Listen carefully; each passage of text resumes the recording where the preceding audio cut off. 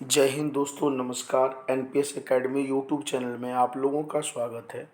तो दोस्तों, आज हम लोग 19 अक्टूबर के महत्वपूर्ण करंट अफेयर की ओर ध्यान देंगे। तो फटाफट हम लोग शुरू करते हैं। और आप लोगों को यदि चैनल या ये वीडियोज यदि पसंद आ रही हो तो आप लोग लाइक शेयर सब्सक्राइब जरूर करें। ठीक है दोस्तों, क्वेश्चन 1 की ओर बढ़ते हैं। क्वेश्चन नंबर फर्स्ट हमारा है, ध्यान से पढ़िएगा, सभी क्वेश्चन इंपॉर्टेंट होंगे। इंडियन गवर्नमेंट, भारत सरकार के द्वारा जो भी रबी के सीज़न है, रबी के सीज़न में जो भी फसल है उसके एमएसपी जारी कर दिया गया। मिनिमम सपोर्ट प्राइस इसे कहते हैं। ठीक है, जिस कीमत पे आसानी से गवर्नमेंट जो है ना उस फसल को अडॉप्ट कर सकती है, ले सकती है।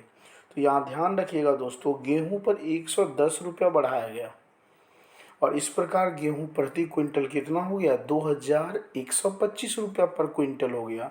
इसी प्रकार दोस्तों सरसों पे कितना बढ़ाया गया है भाई, तो 40 रुपया, सॉरी 400 रुपया बढ़ाया गया है और बढ़कर ये कितना हो गया, 5450, ठीक है, रुपये प्रति क्विंटल।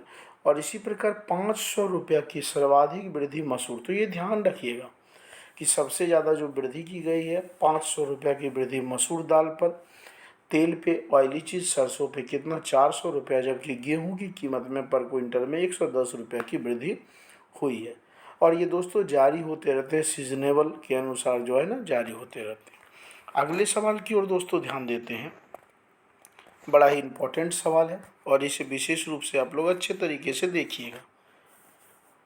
नई दिल्ली में भारतीय प्रधानमंत्री नरेंद्र मोदी के द्वारा इंटरपोल, ध्यान रखिएगा, इंटरपोल वर्ल्ड की सबसे बड़ी संस्था है जो पुलिस से रिलेटेड है और आतंकवादी गतिविधि को कंट्रोल करते हैं, या जितने भी क्राइम होते हैं, चाहे वो फॉरेस्ट से रिलेटेड हो या मनुष्य से रिलेटेड, मतलब XYZ जितने भी क्राइम होते हैं, तो यह एक संस्था है जो कंट्रोल करती है।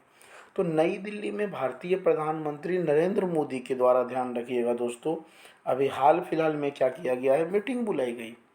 किसका, इंटरपोल की। यह मीटिंग कितने नंबर की थी, तो 90 मीटिंग थी, 90 नंबर की मीटिंग थी और इसका उद्घाटन नरेंद्र मोदी के द्वारा किया गया।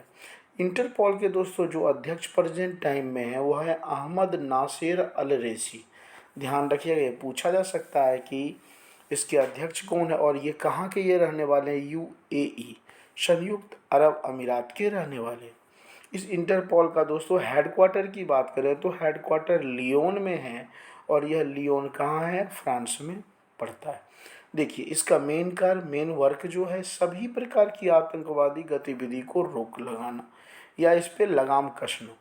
इसकी दोस्तों स्थापना 7 सितंबर 1923 को ऑस्ट्रिया, ऑस्ट्रेलिया नहीं, ऑस्ट्रिया एक यूरोपीय कंट्री है, उसकी राजधानी कैपिटल वियना में है। ठीक है, तो उसकी जो राजधानी है वियना, वहाँ पे 7 सितंबर 1923 को की गई थी। लेकिन इसका जो नाम उस समय रखा गया था अंतर्राष्ट्रीय अपराध पुलिस आयोग, और इसका दोस्तों नाम बदल दिया गया बाद में। ध्यान रखिएगा ये सब चीज़, इसका नाम बाद में बदल दिया गया। कब बदला गया, 1956 में, और शॉर्ट में नाम कर दिया इंटरपोल। कई बार पूछ देगा इंटरपोल का फुल फॉर्म क्या होता है, the International Criminal Police Organization. तो ये थोड़ा सा बड़ा अच्छा है, ध्यान रखिएगा, इंडिया में हुआ है, तो ऐसे सवाल बिल्कुल मिस ना करें। सवाल नंबर दोस्तों थर्ड की ओर हम लोग ध्यान दे रहे हैं। थर्ड नंबर दोस्तों क्वेश्चन है, गुजरात के गांधीनगर, ध्यान रखिएगा, गुजरात के गांधीनगर में डिफेंस एक्सपो, हिंदी इसका मतलब रक्षा प्रदर्शनी, ठीक है, डिफेंस एक्सपो का 12वां संस्करण, 12वीं बैठक कॉन्फ्रेंस हुई। ठीक है, और यह भारत का अभी तक का सबसे बड़ा रक्षा प्रदर्शन है। कहने का मतलब हर प्रकार के हथियार जो है ना यहाँ पे प्रदर्शन में लगाए जाएंगे और इससे इंडिया की ताकत दिखेगी। और इस वर्ष की जो थीम दोस्तों रखी गई, पाथ टू प्राइड, ध्यान रखिएगा। तो पाथ टू प्राइड किसकी थीम थी इस वर्ष, जो गुजरात के गांधीनगर में डिफेंस एक्सपो की मीटिंग हुई थी, कितने नंबर की, 12वां मीटिंग, उसी की थीम थी। नेक्स्ट सवाल की ओर दोस्तों ध्यान देते हैं। सवाल नंबर 4 आपके पास है, पंजाब के गवर्नर कौन है, तो बनवारी लाल पुरोहित। आपको CM तो पता ही होगा, भगवंत मान। नेक्स्ट सवाल की ओर ध्यान दे रहे हैं, पंजाब के, ये ध्यान रखिएगा, बड़ा इंपॉर्टेंट क्वेश्चन है, पंजाब के संगरूर जिले में स्थापित कंप्रेस्ड नेचुरल गैस, जिसे हम लोग क्या कह देते हैं, बायोगैस कह देंगे, है ना, ठीक है। एलपीजी भी कह सकते हैं, हालांकि एलपीजी लिक्विड पेट्रोलियम गैस होता है, सीएनजी कह सकते हैं, कंप्रेस्ड नेचुरल गैस, ठीक है। इसे नॉर्मल में हम लोग का क्या कह देते हैं, सीबीजी, कंप्रेस्ड बायोगैस भी कह देते हैं, ठीक है। हालांकि कई बार जो है ना इसको सीएनजी के भी नाम से भी, तो ये ध्यान रखिएगा, बायोगैस कहें कोई दिक्कत नहीं है, सीएनजी भी कहें कोई दिक्कत नहीं है। तो पंजाब के संगरूर जिले में स्थापित कंप्रेस्ड नेचुरल गैस सीएनजी, ठीक है, एशिया का सबसे बड़ा बायोगैस प्लांट है। तो इसे बायोगैस भी कहेंगे, नेचुरल गैस भी कहेंगे, तो घबराइएगा मत। तो एशिया का सबसे बड़ा बायोगैस प्लांट कहाँ खोला गया, पंजाब में। और किसकी सहयोग से, तो जर्मनी की एक कंपनी है जिसका नाम है बब्रियो कंपनी, ध्यान रखिएगा, बब्रियो कंपनी के द्वारा यहाँ पे स्थापित की गई। अगले सवाल की ओर दोस्तों ध्यान बढ़ाते हैं, बड़ा ही अच्छा ये क्वेश्चन है। उड़ीसा के जो तटीय क्षेत्र है, या उड़ीसा का जो कैपिटल है भुवनेश्वर के पास, एक साइक्लोन आने के दोस्तों चांसेस बढ़ गए हैं, और इस साइक्लोन का नाम है सी वेव, ध्यान रखिएगा, सी तरंग। और ये सी तरंग जो देने वाले नाम है वो कौन दिए हैं, थाईलैंड। हालांकि अंडमान निकोबार वगैरह में यह तूफान आ चुके हैं। तो ऐसे सवाल पूछ देते हैं, सी तरंग क्या था, तो भाई यह एक चक्रवात था जो अपने भारत के आचर, यदि उड़ीसा ना पूछे तो हो सकता है ईस्टर्न घाट पूछ देगा, ईस्टर्न कोस्ट या पूर्वी घाट, तो वह भी क्या हो जाएगा, सत्य हो जाएगा।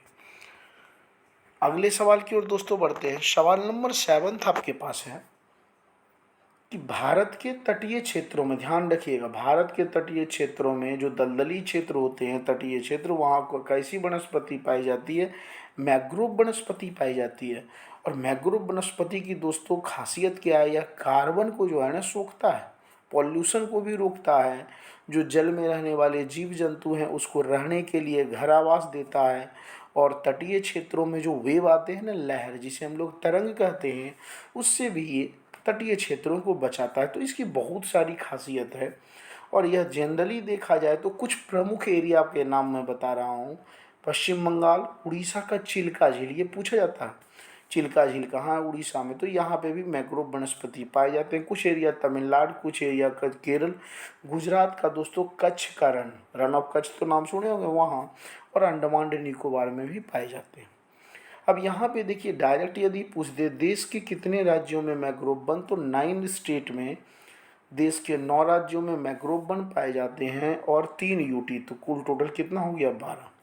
भारत में यदि दोस्तों मैंग्रोव वन की परसेंटेज देखें तो देखिए 1% भी नहीं है। तो ये ध्यान रखिएगा, इंडिया में मैंग्रोव वनस्पति काफ़ी कम हो रही है, और इसका परसेंटेज 0.15%, 0.15% ही बचे। और यह भी ध्यान रखिएगा, इसका सबसे बड़ा एरिया, जो मैंग्रोव वन का सबसे बड़ा एरिया है, तो सुंदरबन के डेल्टा में बड़े पैमाने पे पाए जाते हैं। अगले सवाल की ओर दोस्तों ध्यान बढ़ाते हैं। सवाल नंबर 8 आपके पास आ चुका है। 8वां नंबर सवाल, हाल फिलहाल में ध्यान रखिएगा बुकर प्राइज दिया गया। हालांकि इससे पहले मैं आपको बता दिया हूँ, इंटरनेशनल बुकर प्राइज इंडियन के गीतांजलि को दिया गया था, ठीक है, लेकिन यह है सिर्फ बुकर प्राइज। तो श्रीलंकाई लेखक शेहान करुणा तिलक, ध्यान रखिएगा, शेहान करुणा तिलक को उनके दूसरे उपन्यास, दूसरा जो उनका नॉवेल था, बुक था, द 7 मून्स ऑफ माली अल्मेंडा, ठीक है, के लिए लंदन में इन्हें बुकर प्राइज 2022 प्रदान किया गया। तो ये चीज़ थोड़ा सा आप लोग ध्यान रखिएगा, किन्हें मिला, श्रीलंकाई लेखक जिनका नाम शेहान करुणा तिलक है। इनके उपन्यास बुक का नाम क्या था, द 7 मून्स ऑफ माली अल्मेंडा, के लिए 2022 का बुकर प्राइज दिया गया। और इसमें जो आपको पता है, जो श्रीलंका में गृह क्लेश चल रहे थे, उसी के लिए इन्हें दिया गया। अगले सवाल की ओर दोस्तों ध्यान बढ़ा रहे हैं। सवाल नंबर 9 आपके पास आ चुका है। बीसीसीआई, जो इंडिया के जो क्रिकेट बोर्ड है, उसका दोस्तों 36वां अध्यक्ष चुन लिया गया है, और उनका नाम क्या है, रोजर बिन्नी। तो ध्यान रखिएगा, रोजर बिन्नी को नया बीसीसीआई का अध्यक्ष चुना गया है। और इससे पहले कौन थे, पूर्व कप्तान सौरव गांगुली थे। इसी प्रकार क्वेश्चन नंबर 10 की ओर दोस्तों बढ़ना है। दोस्तों आप लोगों को वीडियो यदि पसंद आ रही हो तो लाइक, शेयर और सब्सक्राइब दबा के करें, ज़्यादा से ज़्यादा बच्चे के पास भेजने का प्रयास करें। क्वेश्चन नंबर 10 है, भारत ने अभी तक, ध्यान रखिएगा, भारत ने अभी तक कितने बार वर्ल्ड कप जीता है भाई? वनडे वर्ल्ड कप तो 2 बार जीता है। एक बार 1983 में जब कपिल देव कप्तान थे, और 2011 में जब महेंद्र सिंह धोनी कप्तान थे। लेकिन भारत 2003 में उप विजेता भी रहा है, और उस बार 2003 में विजेता कौन रहा था? तो ऑस्ट्रेलिया।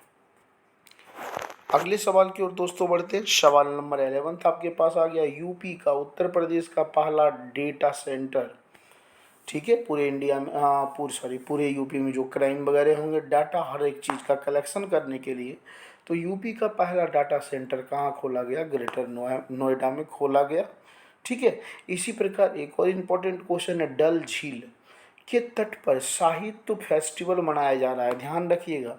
तो डल झील के तट पर साहित्य उत्सव मनाया जा रहा है, और ये डल झील दोस्तों कहाँ है? तो जम्मू कश्मीर में है। और ये जो लेक से हैं, झील है, ये कैसा है? तो मीठे पानी की झील है। आपको पता है डल के साथ साथ एक और याद रखिएगा, डल और बूलर झील बड़ा फेमस है JNK का। और आज का दोस्तों अंतिम सवाल, विटामिन ए की कमी से क्या होता है?